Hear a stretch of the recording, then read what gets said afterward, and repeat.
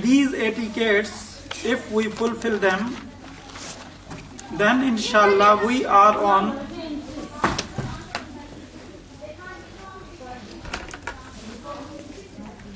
on the way of ilm nafi. And by saying of Huzur Sayyidi Shaykhul Islam, we become seekers.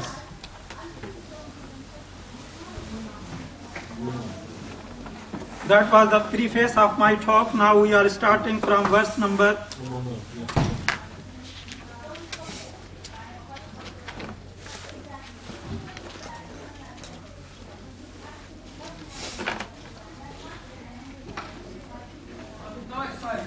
verse number 60 to 83. That's the whole story, 60 to 82. 23 verses about both type of knowledge. In Surah Al-Kahf, chapter number 18. Yes, we will go verse by verse. Okay. If you can read the meaning, verse number 60.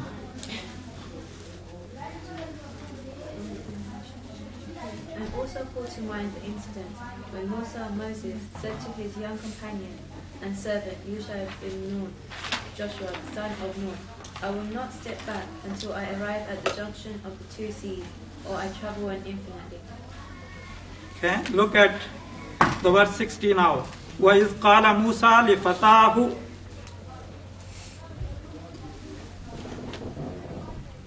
Musa is a messenger of Bani Israel who got Torah.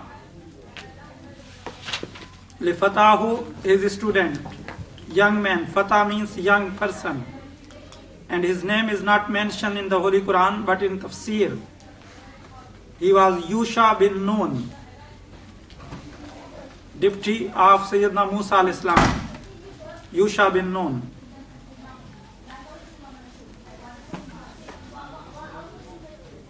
Then he said, La abra'u hatta abluga majma al-bahrain. I will not step back until I arrive at the junction. Very important. When Musa al-Islam delivered his talk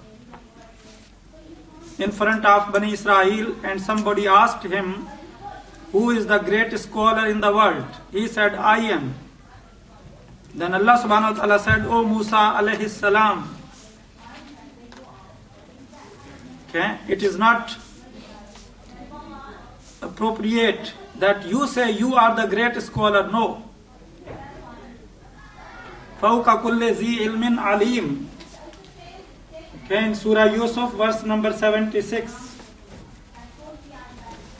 فَوْقَ كُلِّ ذِي عِلْمٍ عَلِيمٍ. Surah Yusuf, chapter number 12, verse number 76.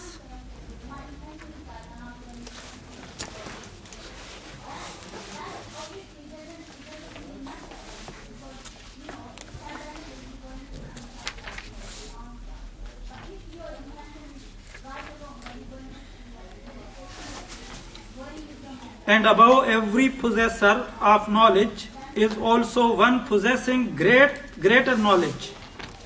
That's the meaning. And above every possessor of knowledge is also one possessing greater knowledge. Yes. What Allah subhanahu wa ta'ala is teaching to Sayyidina Musa al-Islam, what should he say? What should he say at that time? If somebody is asking, who is the greater knowledge? Who is the greater scholar? Who is the greatest scholar in the world? What is the duty? Refer it to Allah. Yes, refer to Allah subhanahu wa ta'ala. Allahu alam. And now come, let me give you the Aqidah of Sahaba Karam. When Rasulullah sallallahu alaihi wasallam asked them, do you know this? Then what used to say? Allah wa Rasuluhu a'lam. That's it.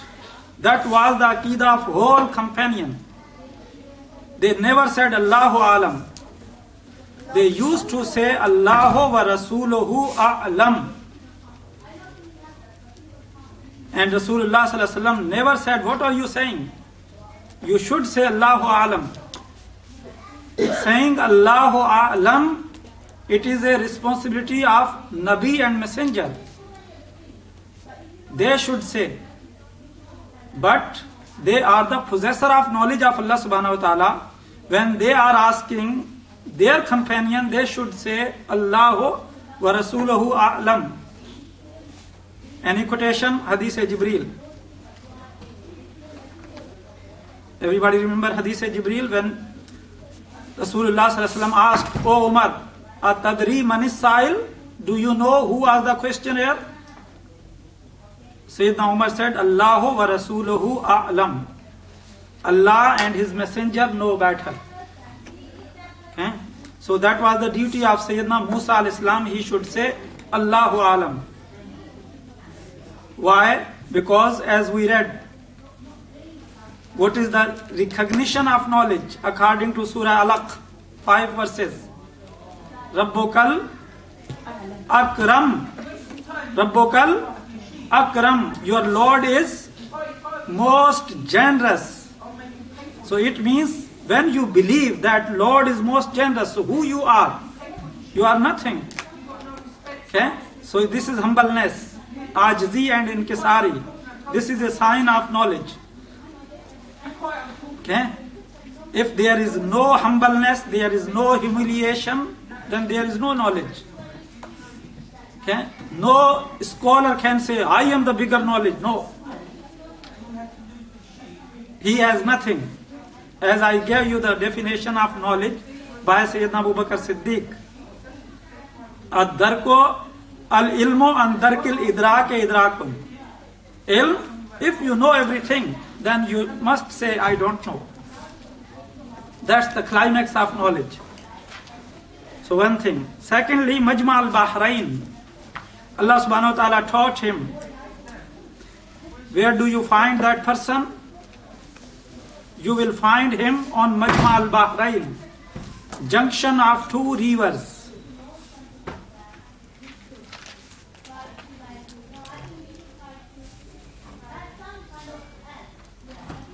And what is the spiritual meaning of junction of 2 rivers? Physical meaning is you will find that person, okay, where 2 rivers are going to join. Let me give you one event. There is a person whose name is Abu Isma. He went to Imam Ahmad bin Hanbal to learn the ahadith. Imam Ahmad bin Hanbal accommodated him in a hostel, and after Isha, Imam Ahmad bin Hanbal came and put the water for wudu. Fajr time, Imam Ahmad bin Hanbal came and he saw water is still there. And after Fajr he asked, "Oh Abu Isma, why do you come here?" He said, "To learn." Imam Ahmad bin Hanbal said, "Go back. You are not in a position to learn. If you do not wake up for tahajjud, so how you will get the knowledge?"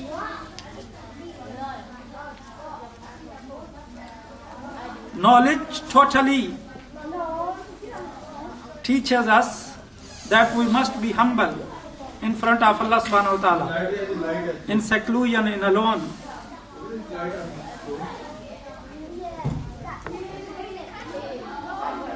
So Imam Ahmad bin Hanbal turned him back. So Majma al-Bahrain, if our call, our speak, and our position, our hal is not correct, it means our thinking and our speaking is against the Sharia, then knowledge won't give us any benefit. As said, education is not only information but formation. It is going to form us, to construct our character. That's the Majma al-Bahrain, ilm zahir and ilm tariqa. If we come on this junction, then we will become a true seeker of knowledge. That's the meaning of Majma al-Bahrain. We must be Majma al-Bahrain. And let me give you one very beautiful example. You won't find any university, any college, any school except Minhajul Quran, where Tahajjud Salah is obligatory on a student. Fasting in 3 days, 13th, 14th and 15th, it is obligatory in their syllabus. Staying with the position of wudu all the time, it is recommended. So look, this is a syllabus. Okay? And in olden days, it was the custom and tradition of the ulama and scholars and students. If you see Al-Khwarizmi, Al-Biruni, okay, Ibn Sina, Ibn al-Hasam, these are the Muslim scientists. The same time when they are learning the secular knowledge on other place, they are learning the knowledge of Sharia.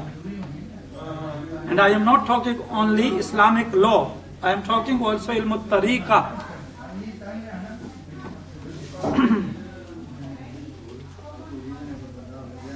Aw amdiya hukuba.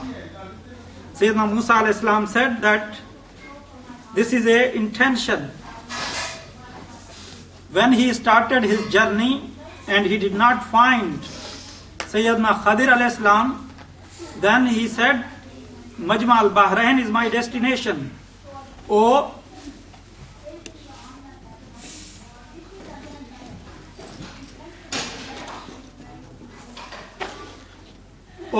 I travel on infinitely. And the meaning of hukub by Abdullah ibn Abbas, it 80 years.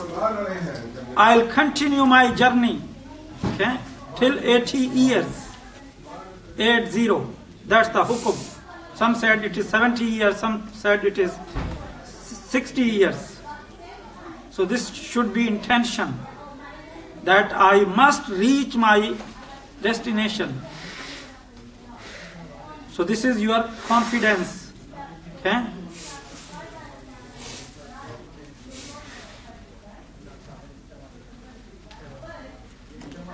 So a student must be confident on his or her target.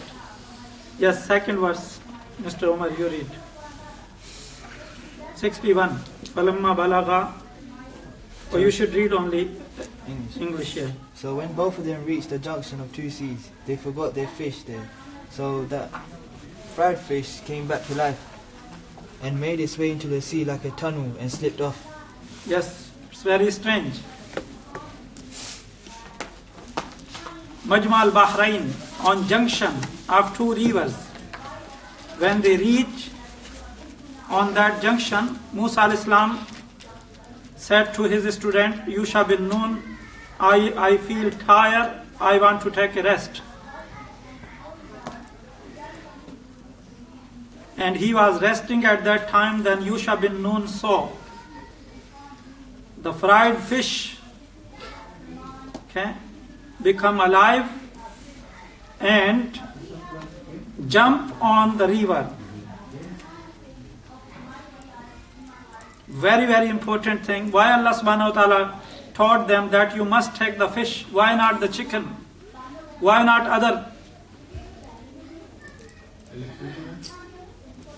other food?